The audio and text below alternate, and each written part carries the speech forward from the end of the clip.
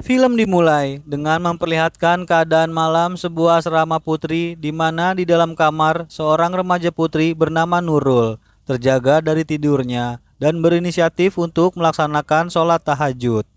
Sebelumnya Nurul mengajak temannya Nisa untuk turut sholat bersamanya, namun karena ngantuk Nisa menolak. Setelah mengambil wudhu, Nurul pun mulai sholat tahajudnya. Di rakaat pertama, semua berjalan biasa saja. Namun pada rakaat selanjutnya, Nurul mendengar seorang yang mengikuti takbirnya dari belakang, seolah-olah ada seseorang yang ikut menjadi makmum dalam sholatnya. Apalagi ketika selesai sholat, Nurul melihat temannya yang bernama Putri di luar kamar dalam kondisi tak sadarkan diri. Di sisi lain, seorang wanita bernama Rini yang bekerja sebagai seorang pengurus jenazah terlihat mendapati gangguan-gangguan mistis dalam pekerjaannya. Namun Rini tampaknya sudah terbiasa untuk berkomunikasi dengan arwah yang telah meninggal dunia.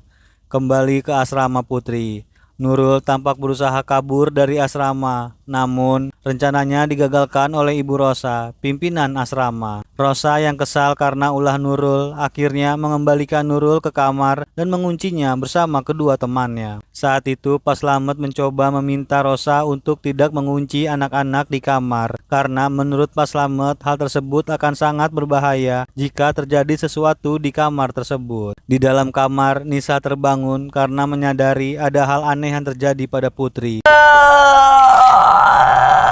Putri terlihat meronta-ronta dan tampak sedang dirasuki makhluk halus. Nurul dan Nisa yang ketakutan mencoba untuk keluar dari kamar, namun karena pintu terkunci, mereka hanya bisa berteriak meminta pertolongan. Hal itu didengar oleh ibu pimpinan asrama terdahulu, bernama Ibu Kinanti, yang hanya bisa terbaring lemah di kamarnya karena sakit. Rosa yang mengetahui keributan tersebut langsung menuju kamar ketiga remaja putri tersebut. Ia tampak kesal dengan ketiga remaja tersebut karena merasa hal yang terjadi hanyalah kepura-puraan saja. Ia juga memberikan kencaman agar Nisa, Nurul, dan Putri bersikap baik selama mereka ada di asrama, sebab mereka tidak diizinkan pulang karena mendapatkan nilai yang jelek dalam ujian. Hal itu yang membuat Rosa semakin kesal karena ketiga remaja tersebut membuatnya tidak bisa berlibur dari kerjaannya. Sementara itu, Rini yang tidak bisa melunasi uang sewa kontrakan diminta pemilik rumah untuk segera meninggalkan kontrakan tersebut. Harus keluar dari sini. Dalam perjalanan keluar, ia bertemu dengan Pak Slamet, di mana ternyata Rini merupakan salah satu remaja yang dulu pernah menghuni asrama Putri, yang dulunya dipimpin oleh Ibu Kinanti. Pak Slamet sempat menanyakan keadaan tangan Rini yang tampak memiliki sebuah bekas luka bakar. Dalam perjalanan menuju asrama, Pak Slamet juga menceritakan keadaan asrama Putri saat ini, yang telah berganti pimpinan yang sangat kejam.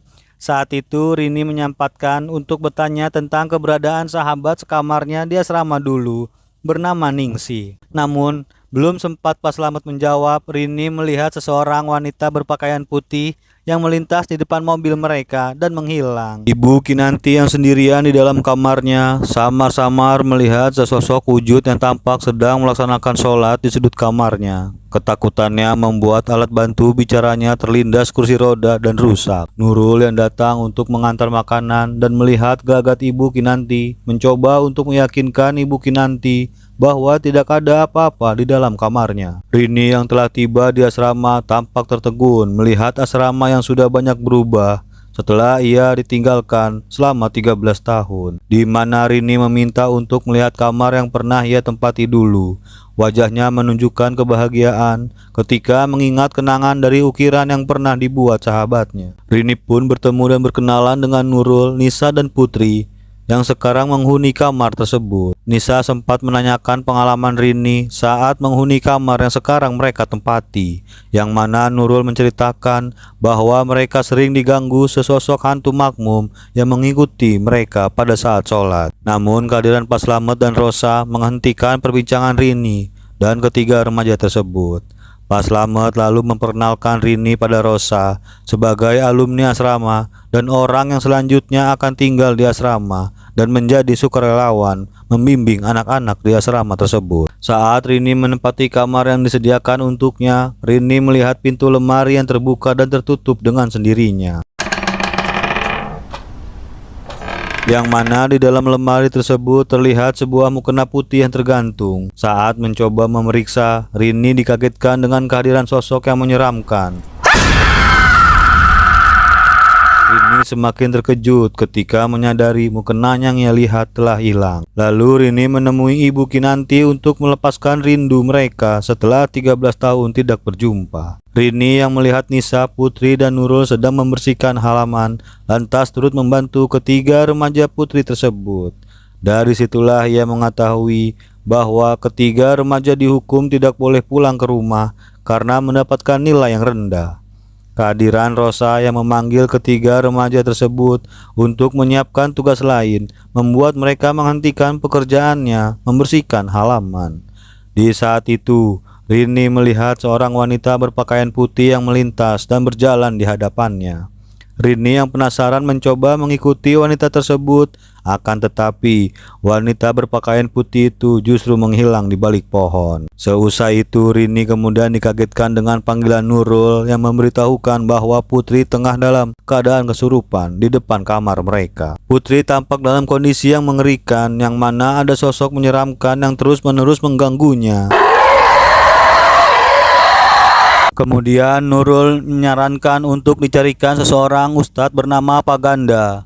Rini pun berinisiatif untuk mencari orang bernama Paganda tersebut, yang mana ketika bertemu ternyata Paganda merupakan teman sekolahnya Rini dulu. Jadi Ustadz Ganda yang dibilang anak-anak itu kamu. Mereka pun menceritakan apa yang terjadi kepada anak-anak di asrama Putri. Saat itu Paganda merupakan seorang ustadz, membenarkan bahwa memang ada setan yang bernama Kanzab yang ditugaskan untuk mengganggu manusia yang sedang sholat. Malam harinya, Ibu Kinanti mencoba menyampaikan sesuatu kepada Rini, diganggu oleh makhluk halus yang membuatnya tak sadarkan diri. Bersamaan dengan itu, Nisa yang bersiap untuk mandi juga diganggu dengan kehadiran makhluk yang menyeramkan di kamar mandi yang membuatnya berteriak ketakutan. Nurul dan Putri serta Rini mendengarkan teriakan langsung bergegas melihat apa yang terjadi kepada Nisa.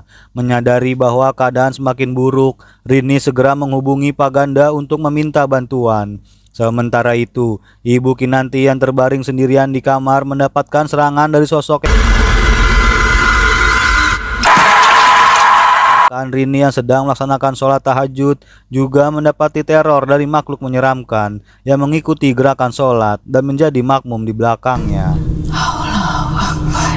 Hal tersebut membuat Rini yang telah selesai sholat berteriak ketakutan. Namun teriakannya terhenti dengan kehadiran Pak Slamet yang mengabarkan bahwa Ibu Kinanti menghilang dari kamarnya. Di mana sesungguhnya Ibu Kinanti yang sedang dirasuki makhluk jahat pergi menemui Rosa di kamarnya dan menyerangnya sehingga sosok yang merasuki Ibu Kinanti pindah kepada Rosa.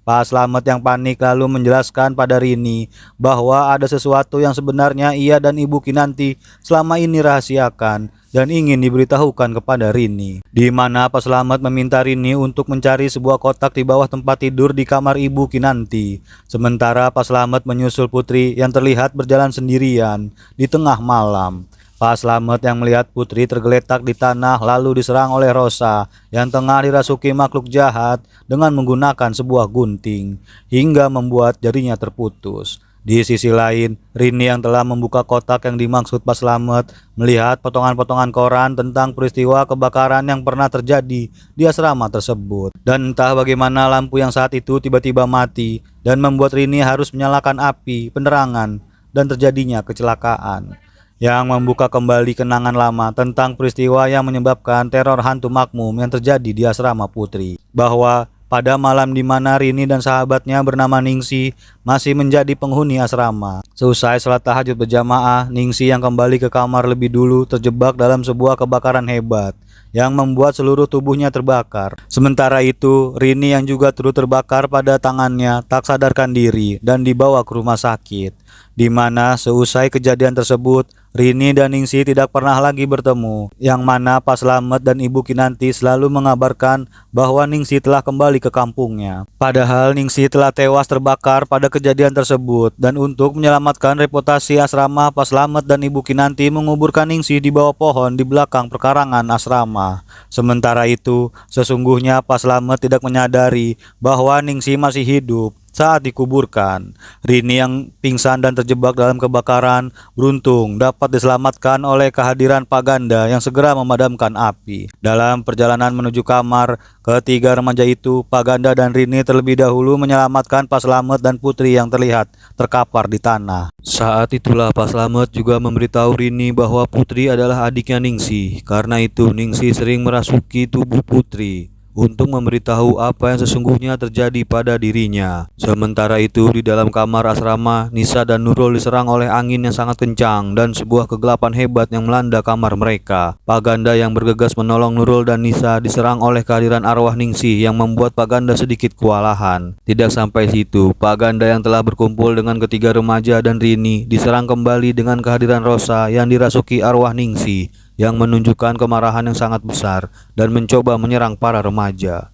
Dengan bacaan ayat suci Al-Quran, Pak Ganda berusaha untuk melawan dan menghentikan serangan kemarahan dari arwah jahat yang merasuki Rosa. Bahkan kini Rosa telah sadar dan keadaan yang dirasuki sosok menyeramkan yang menyerupai Ningsih kembali muncul.